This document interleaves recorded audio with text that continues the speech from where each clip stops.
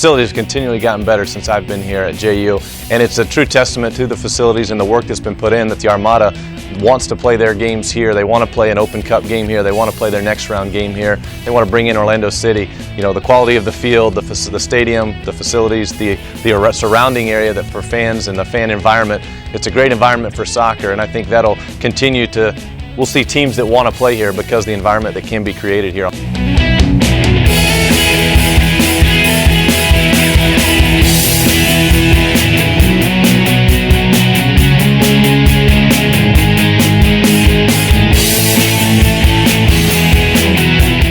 Through our relationship with Jacksonville Armada, they played a lot of games here already.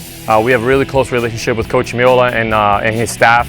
And through that relationship, they were able to play the U.S. Open Cup first round game, the third round game here against Charleston Battery. And upon winning that game this past Wednesday, they now get to host Orlando City. So through our President Cost, through their owner Mark Fridge, and then through our relationship and the under-23 teams of the Armada as well, they have a lot of our Jacksonville men's soccer players playing. It just seemed like a good fit that they will play the game here at Southern Oak Stadium.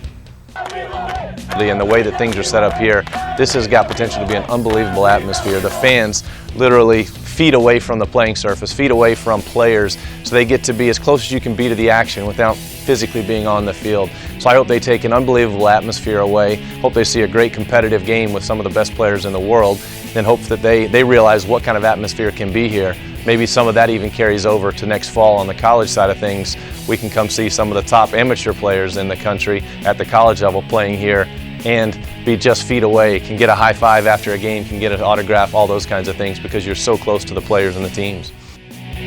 Well, I think ultimately any kid that's growing up, and every kid growing up playing any sports, and certainly soccer, your dream is to play professional soccer. So here in America, we have the pathway to play college soccer after youth and then eventually go to the pros. So a big question that kids ask in the recruiting process is, how can JU help me get into the pros? Now that's a question that we try to minimize as much as possible because we're student athletes, we're focusing on the education, focused on the personal growth, but the dream's still there regardless, and the kids want to play professional soccer. So our relationship with the local pro team in Jacksonville Armada have allowed for that question to be answered a little bit.